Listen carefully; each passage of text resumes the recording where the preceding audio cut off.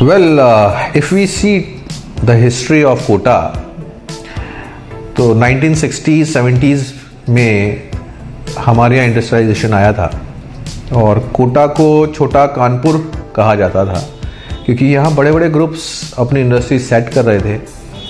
DCM, JK वगैरह, ये IL, Russian factories, ये सब उसी टाइम की कहानियाँ हैं।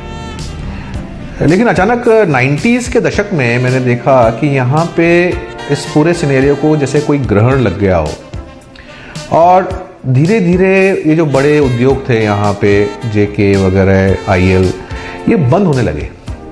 फिर मीडियोकर फैक्ट्रीज ही बंद होने लगी और आज हमने देखा है कि स्मॉल स्केल इंडस्ट्रीज का भी हाल बुरा है। लेकिन कोटा की पब्लिक में जो जीवट है, जो हिम्मत है, वो देखने लायक है। ऐसे वक्त में जब हमारा शहर इकोनॉमिकली मर रहा था तो हमारे यहाँ के शिक्षाविद खड़े हो गए। आज कोटा की पहचान पूरी इंडिया में ही नहीं, वर्ल्ड में एज ए एजुकेशन सिटी है।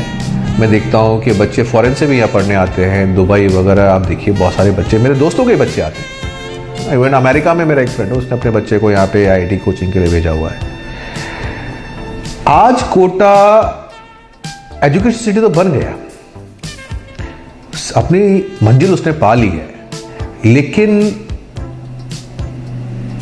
ये एक टर्निंग पॉइंट है आज की तारीख में कि कोटा में सिर्फ कोचिंग के लिए ही हम ना जाने जाएं, बल्कि ओवरऑल एजुकेशन के लिए जाने जाएं।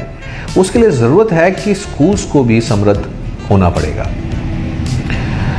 स्कूलों में बेहतर शिक्षा लेने के साथ ही बच्चे यहाँ पे कोचिंग भी ले और तब जाके उनका करियर निर्धारित के लिए कोटा का रुख किए हुए है। स्कूली लेवल पे अगर शिक्षा कमजोर रह गई तो कोचिंग से वो उस कॉम्पिटिटिव एग्जाम को तो क्रॉस कर लेगा, लेकिन आगे आने वाली एजुकेशन में वो फेल हो जाएगा। सो इस सब सिनेरियो को देखते हुए सेंट जोसेफ ग्रुप ने ये देखा कि आज के वर्तमान परिप्रेक्ष्य में किस चीज़ की आवश्यकता है, और वो है ई लर्निंग की। क्योंकि स्कूलों का जो मेन एम है वो है बच्चों को कॉलेजेस के लिए तैयार करना। अब आप IITs में चल जाएं, IIMs में चल जाएं, दिल्ली यूनिवर्सिटी चल जाएं, बॉम्बे यूनिवर्सिटी चल जाएं, SRCC चल जाएं, सेंट स्टीफेंस चल जाएं, बहुत लंबी लिस्ट है, मणिपाल चल जाएं, सब जगह टैबलेट पे या फिर लैपटॉप पे एजुकेशन हो रही है, कोई कागज पेन नहीं है। जितने कॉम्पिटिटिव एंट्रेंस एग्जाम्स हैं ऑनलाइन हो चुके हैं या हो रहे हैं, कहीं रिटन एग्जाम्स की अब गुंजाइश नहीं है। लेकिन स्कूल आज भी 20वीं सदी की टेक्नोलॉजी पे चल रही है, वही ब्लैक बोर्ड है, वही चौक है, वही डस्टर है, वही मैडम ब्लैक बोर्ड पे लिखती है, बच्चे उतारते हैं। ये कहीं भी मैच नहीं कर रहा है high tech colleges, non high tech schools. तो तब हमारे बोर्ड ऑफ एजुकेशन जो है सेंट जोसेफ का, उन्होंने ये सोचा कि हम ई लर्निंग में आगे बढ़ें और नॉर्थ इंडिया का पहला ई स्कूल लॉन्च किया गया पिछले साल अप्रैल में और 1 साल से चल रहा है। बच्चों में बहुत अच्छा डेवलपमेंट हमने देखा है और रिसेंटली तो IIT दिल्ली जो गवर्नमेंट ऑर्गेनाइजेशन है वो कोटा आए,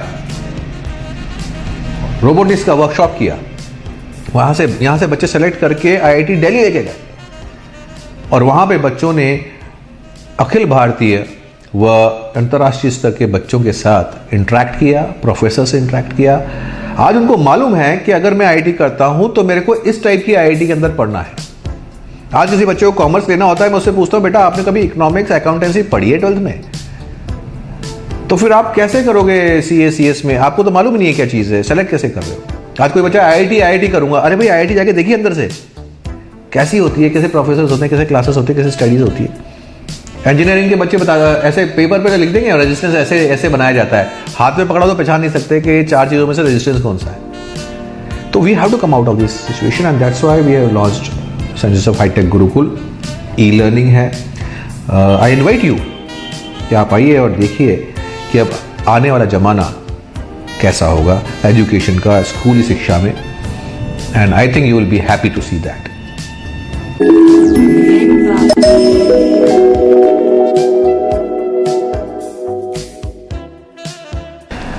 Yes, of course, I would like to tell you something about our latest project. This is St. Joseph's High-Tech Gurukul.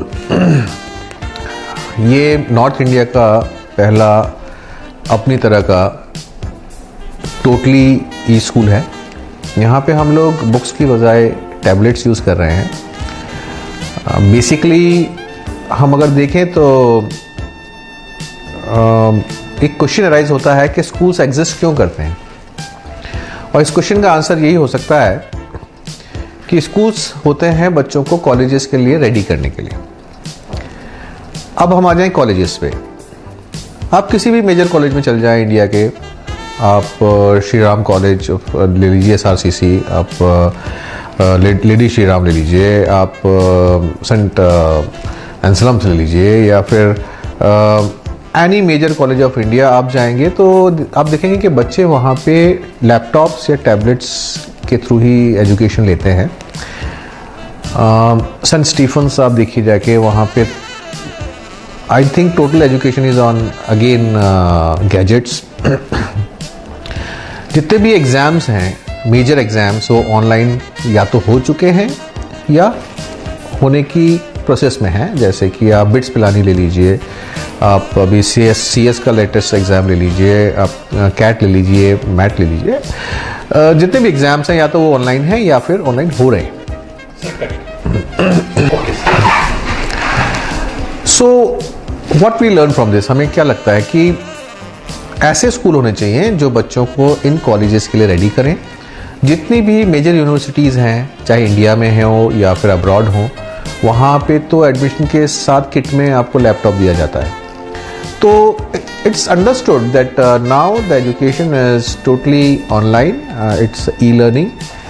तो हम ये देखते हैं कि फिर अब ऐसे स्कूल्स भी चाहिए जो बच्चों को इन कॉलेजेस के लिए तैयार करें. हम जब पीछे मुड़ के देखते हैं तो एनी 12th पास आउट अगर हमको बोले कि आप ऑनलाइन एग्ज़ाम दे दीजिए, तो he is not in a position to give a online exam.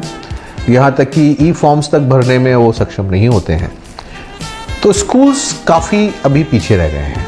आज भी हम लोग वही chalk, black board, duster, 1-to-1 learning उसी पे है. तो ऐसा फील किया जा रहा है इंडिया में जितने भी मेजर एजुकेशनलिस्ट हैं उनके द्वारा कि न्यू जनरेशन ऑफ स्कूल्स अब आने चाहिए. एंड ये new generation of schools he E schools हैं. यहाँ पे हम लोग इंट्रानेट यूज़ करते हैं एंड प्लस हम लोग क्लाउड टेक्नोलॉजी यूज़ करते हैं. हर बच्चे के पास अपना टैबलेट है. हर टीचर को हमने लैपटॉप दिया है और टेचर अपने लैपटॉप के थ्रू सब टैबलेट्स को कंट्रोल करती हैं. And with that the education goes on. क्योंकि ये क्लाउड टेक्नोलॉजी है, इसलिए बच्चा वर्ल्ड में कहीं भी हो वो वहीं से लॉग इन कर सकता है और वो देख सकता है कि आज अभी उसकी क्लास में क्या चल रहा है. अगर कुछ टेस्ट हो रहा है तो वहीं से टेस्ट भी अटैम्प्ट कर सकता है, उसको मार्क्स भी मिलेंगे. So it is something which is totally global. And Saint Joseph's ने इस नीड को समझते हुए ये हाईटेक गुरुकुल को लॉन्च किया है.